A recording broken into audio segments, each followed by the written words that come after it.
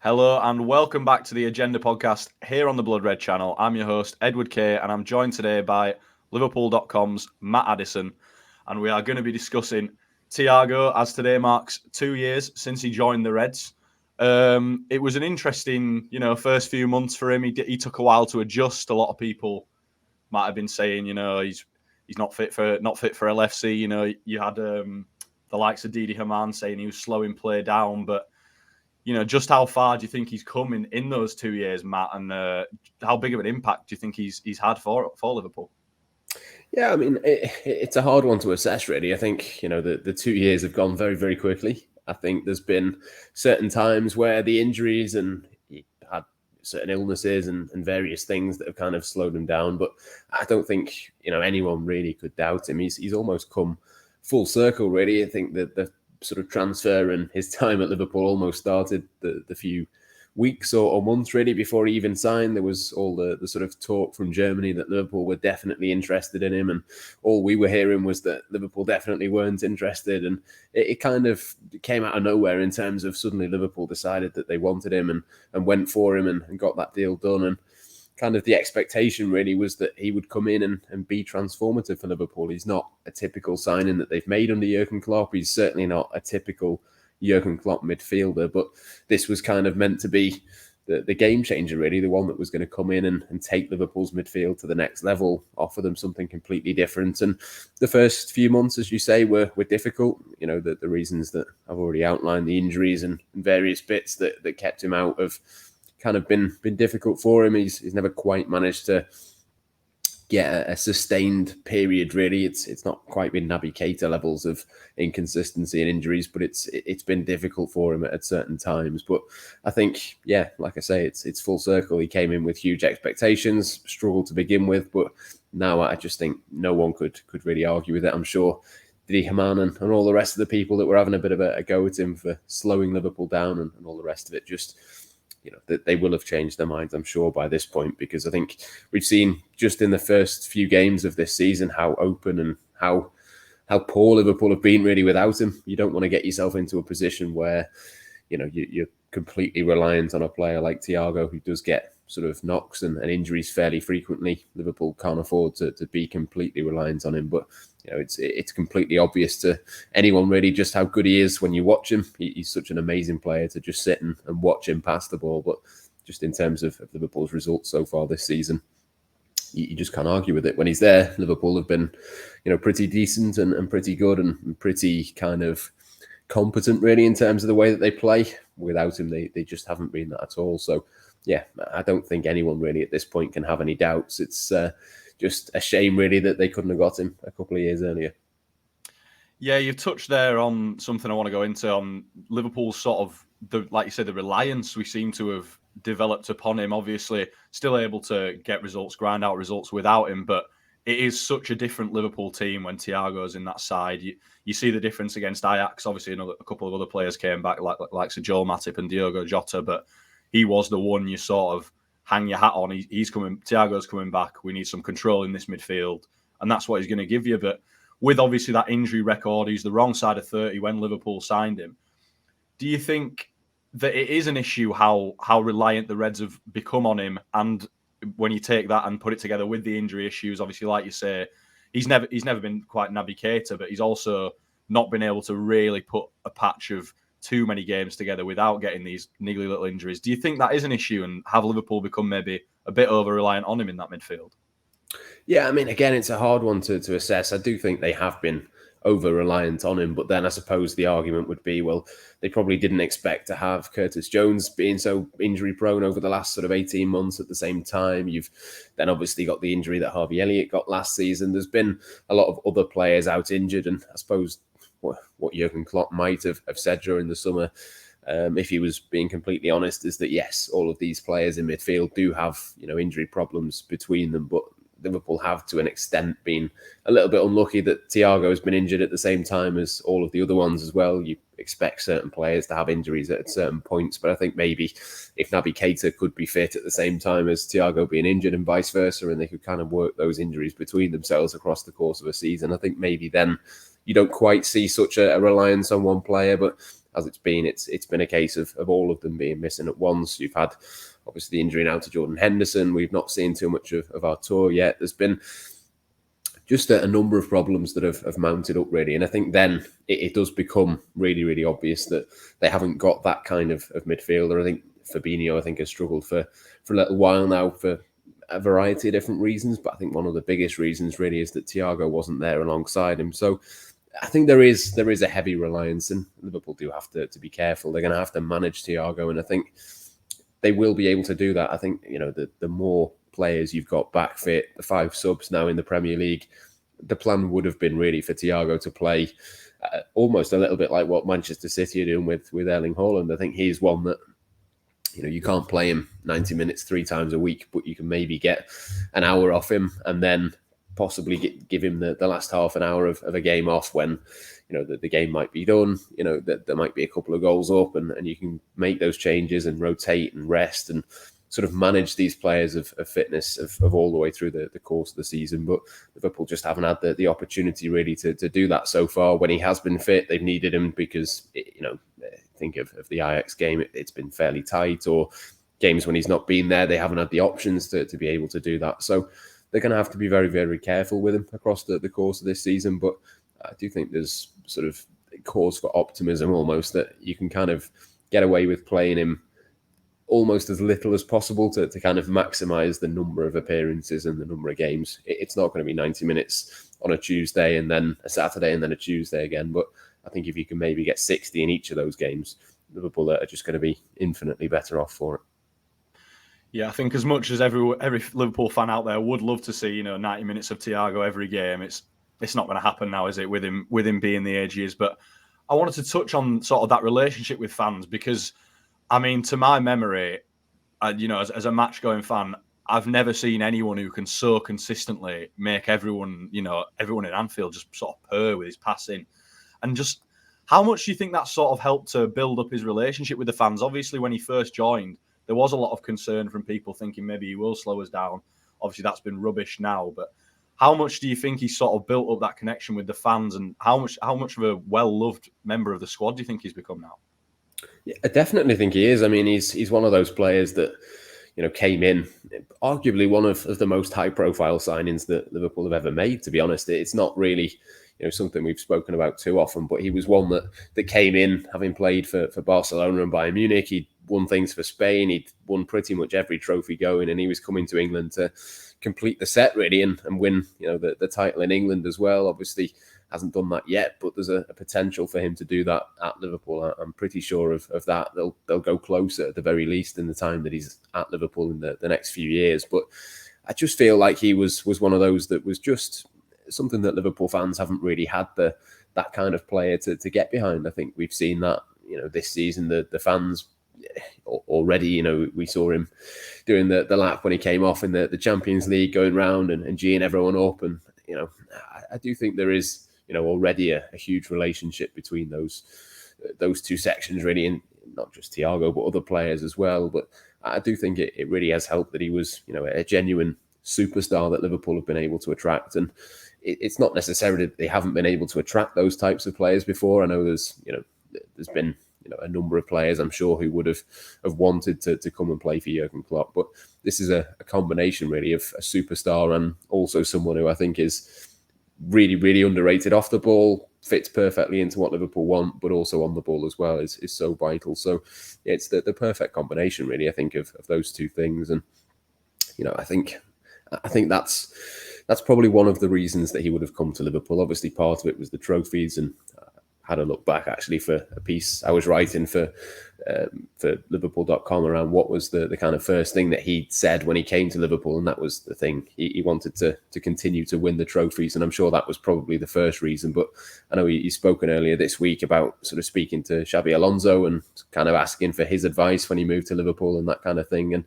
I do think that the fans will have come into it a huge amount. I think, he's been at big clubs in the past, but I think for someone like him, you immediately looked at it and thought, well, if he came to England, maybe he'd want to go to play for Guardiola and Manchester City, and you could have seen him fitting in there. But he's obviously chosen Liverpool, partly for Jurgen Klopp, partly for the trophies, but partly for the kind of experience of Anfield and all the rest of it as well. So yeah, it's the perfect blend really. And I suppose what you would say is long may that continue. I know there's he's under contract for another couple of seasons. He's already had a season, where Liverpool have struggled, no centre backs, no fans, all the rest of it. I think for him, he would have wanted to extend that further. And the evidence so far, I think, is that Liverpool should want to do that. I think he'll be 33 by the time his contract ends. You look at one or two other players at certain other clubs. You think of Modric at Real Madrid and Toni Kroos, even is a similar kind of age. You can kind of see Thiago doing something similar. And the evidence so far is that relationship is there, that he would probably want to extend that. Yeah, you make a great point there about him being that high-profile signing that Liverpool don't really tend to make. I mean, he was the first player I've bought the shirt as soon as we signed him since Balotelli, and that was for slightly different reasons. You're not going to not get a Balotelli shirt, are you? But obviously, they both turned out slightly different. But you touched there on what the rest of his time for Liverpool might look like. Obviously, still under contract for a couple more seasons. How much more do you think he can go on and achieve with the Reds? And do you see any kind of, drop off in his performances coming anytime soon? Or do you think he's going to continue to be dominating that Reds midfield for at least a couple more seasons? Yeah, it's a hard one again to assess. I think mainly because of the injuries. I think, in terms of the style of play, I mentioned Modric there and certain other players as well. I think are kind of similar, where he's not someone that's going to have to sprint a lot. He's not someone who's going to need that sort of pace. He's all about, being in the right position, being 4 or 5 steps ahead of everyone else. His technique isn't going to drop off. I think, for him, he's probably looking at it and thinking, well, he's not that dissimilar of a player to Modric. You can kind of see him going on for a number of seasons. I think for Liverpool, the balance will be around those injuries. It'll be a case of, can they manage him? And I mean, the argument that I would make, and the argument that I've made in a piece this morning, would be that if you were looking at it, and probably it would be kind of heading into next summer, that you'd probably look at kind of getting that new contract if he's going to get one. That decision is going to have to be made at that point in time, I think. And for me, right now, you'd look at it and think, well, even if Thiago can only play in half of the minutes that Liverpool play in the seasons beyond 2024, you'd think it's probably worth it. I think you've seen the impact that he's had on them this season. If they can get that balance right, they can get enough midfielders into the positions to be able to say to Thiago, you can play, half a game in the Champions League, or you can play, say, half a game, or even come off the bench in certain games for Liverpool in the Premier League. I think he's just so good that he's really in a position where that would be worthwhile. And I think for a lot of players, you'd look at them and say, well, it's maybe not worth it if they're going to decline a little bit, or if their injuries are in a certain way that you maybe can't justify it. I think there's certainly a conversation to be had, for example, around Naby Keita. I know it's a little bit unfair to keep pinpointing him in terms of injuries, but it's kind of hard not to have that conversation around the contract and that kind of thing. I think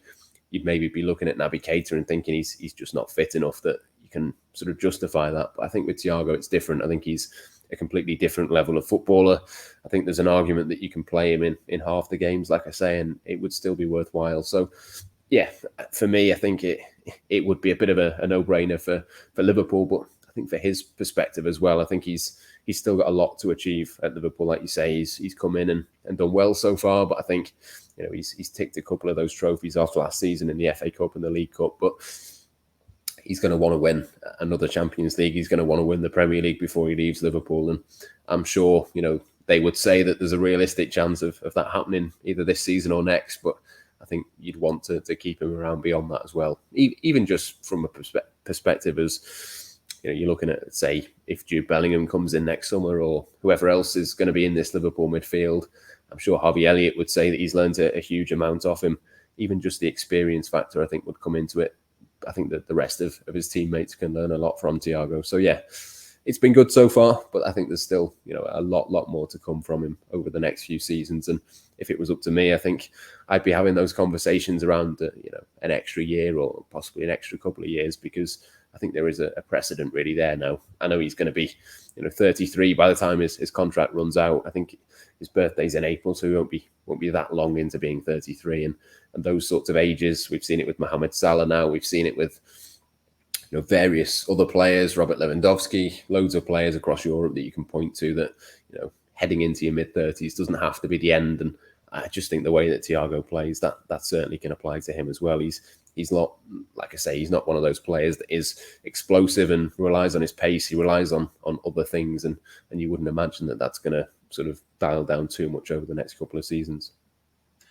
Yeah, as you say there, he's obviously he's got a play style that certainly lends itself more to, you know, fading into the sunset at Liverpool, as opposed to performances dropping off a cliff and all of a sudden he's nowhere near that first team. But I want to bring you back to, obviously you mentioned the trophies, and you will have come to England hoping to win the Premier League, obviously the Champions League as well.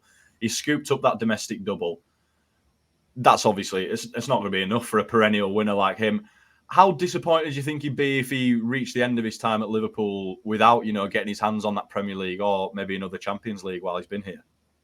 Yeah, I think that would have been the main aim, really, to come here. And, you know, he's obviously won league titles in Germany. It helps if you play for Bayern Munich, of course, in that regard. But obviously has done it with Barcelona as well. And I think that was kind of the next challenge, really. I think we've seen it with a few players. Sadio Mane obviously left this summer to go and try something new. And I think that was a big thing when Thiago came to England, was that he played, you know, for possibly the biggest team, or certainly in the top two in Spain. He'd played for the biggest team in Germany. He wanted to come and experience England and have a bit of a go at that and prove to a few people that he obviously could do that as well. So I think, yeah, for him, obviously you come in and you want to win those two big trophies. Liverpool have shown that they can get to finals. At the very least, they can go and win it under Jurgen Klopp. It wouldn't be something that he would leave and be happy that he hadn't obviously won those trophies. But I do think it's absolutely realistic. That's part of the reason that Liverpool were able to attract him. I think he would have looked at them and thought that it was realistic that he'd get to at least one or two Champions League finals. Obviously he already has last season and didn't quite go Liverpool's way on that occasion. But I don't think you can really rule them out for the next two seasons of either. You know, I know Manchester City have started well in the Premier League this season, but Liverpool are not out of it yet. And that's the big thing for me, really, is that I think if you're a player like Thiago or Salah when he signed his new contract, or Jurgen Klopp when he signed his new contract, there's no guarantees in the Champions League. The Premier League at the moment with City is incredibly difficult. But I think the one thing that you can guarantee is that Liverpool are going to be pretty much there or thereabouts. I think, you know, if they didn't get to a semi-final in Europe this season, if they weren't, you know, at least in the top two in the Premier League, that would be a disappointment. So, yeah, there's no guarantees. Even if Thiago extended his contract, you can't guarantee that Liverpool will win the Champions League in that period. But I think, you know, ultimately he's got as good a chance at least of winning those two big things at Liverpool as he does anywhere else. So, yeah, I think it's one of those, really. You can't second guess who's going to win those big trophies, but Liverpool will be very much there or thereabouts, and if Thiago's there, that's only going to help them.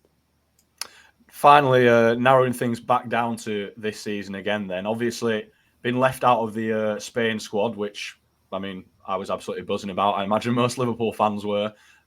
Gives him a chance to sort of rest up for another couple of weeks. Obviously, he returned against Ajax and was back to looking his imperious best. So how do you think sort of the rest of this season looks for Thiago in terms of when he's going to feature, how long he'll feature for, and, you know, how key of a role has he got to play for Liverpool if we are going to be challenging, you know, for the Premier League and for the Champions League this year?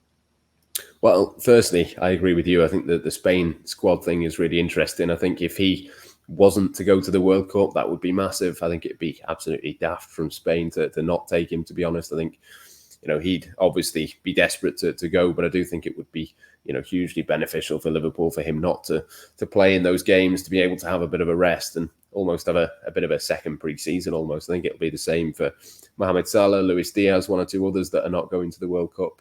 I think that'll be massive, but at this point, it's probably too early to kind of think too much along those lines. I think for him, it's just a case really of not picking up these silly injuries now and again. I think Liverpool are going to have to be careful. They're going to have to manage him. But I think, you know, it's no coincidence last season that they didn't get too many injuries when they had that bigger squad. You've just got to hope, really, that Curtis Jones can get over these little things. Jordan Henderson comes back. You know, there's options in that midfield that they can rotate, and they're going to have to be sensible. I think, you know, I mentioned that the plan that City have with Haaland before. I think it's going to have to be something similar for Liverpool with Thiago.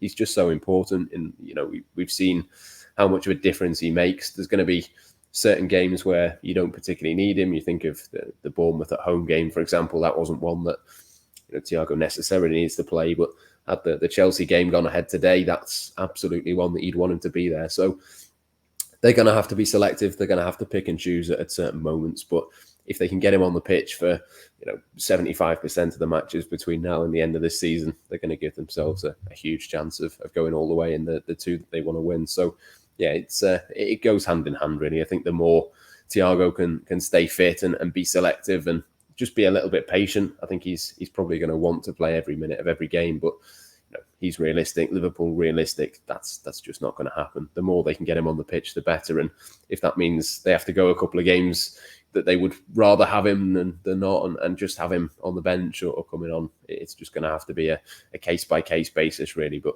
it's a shame that, like we said before, he couldn't have come to Liverpool and stayed fit or come to Liverpool a couple of years younger, because we've seen how much of an impact he can have. But yeah, if he can stay fit for the majority of the games, Liverpool are going to give themselves a great chance.